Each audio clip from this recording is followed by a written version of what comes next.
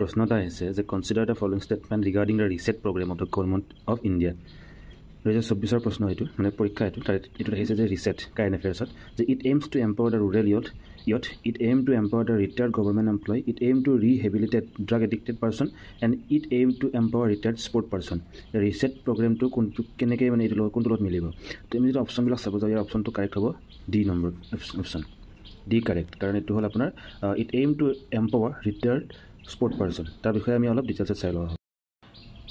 এটো দৃষ্টি আইএছৰ পেজ হয় যেতে বঢ়িয়াকৈ কিন্তু বনাই দিয়া বস্তুবিলাক যে National Sport Day 2024 and RESET programme মানে নেশ্যনেল স্পৰ্ট ডে যিদিনাখন আছিল 2024 চনৰ মানে 29 আগষ্টত সিদিনাখনে এইটো ঘোষণা কৰা হৈছে ৰিচেট প্ৰগ্ৰেমটো এটা এনএছডি বুলি কৈছে যে নেশ্যনেল স্পৰ্ট ডে সেইটো আমাৰ কিয় পালন কৰা হয় হেতু কৰা হয় আমাৰ মানে কি যিবিলাক it aim to inspire individual of all ages to participate in physical activities cultivate and promote a sport culture and honor the achievement of athlete বিলাকক আমাৰ যিকোনো ধৰণৰ ফিজিকেল এক্টিভিটিজ লগতে আৰু প্ৰমোট স্পৰ্টছ কালচাৰ বিলাক যাতে প্ৰমোট কৰিব পাৰে সেইবিলাকৰ লগত মানে সেইবিলাকক ডেডিকেট কৰাৰ কাৰণে এটা আমাৰ এনএছডি নেশ্যনেল স্পৰ্ট ডে পালন কৰা হয় এই 2024 চনত যেতে এনএছডি পালন কৰা হৈছিল সিদিনাখন এটা ৰিচেট নামৰ প্ৰগ্ৰেম এটা লঞ্চ কৰা হৈছিল আৰু সেই প্ৰগ্ৰেমটোৰ আমাৰ এম কি আছে to empower retired sport person by empowering them with the necessary knowledge and skill and making them more employable মানে তেখেতসকলক আৰু মানে বিভিন্ন ধৰণৰ সহায় দি কিনে মানে আকৌ কিবা কি বেলেগ ধৰণে এংগেজ কৰাৰ কাৰণে হিহঁতক তেখেতসকলক চেষ্টা চলাব তো সেইটোৱে হৈছে ৰিচেট প্ৰগ্ৰেমৰ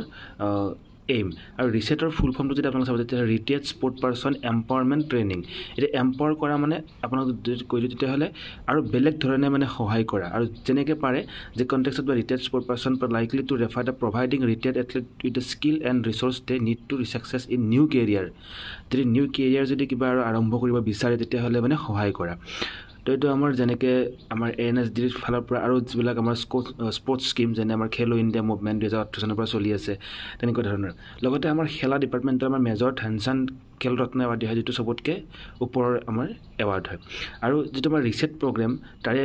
আমাৰ এলিজিবিলিটি থাকিব যে ৰিটায়াৰ্ড এথলিট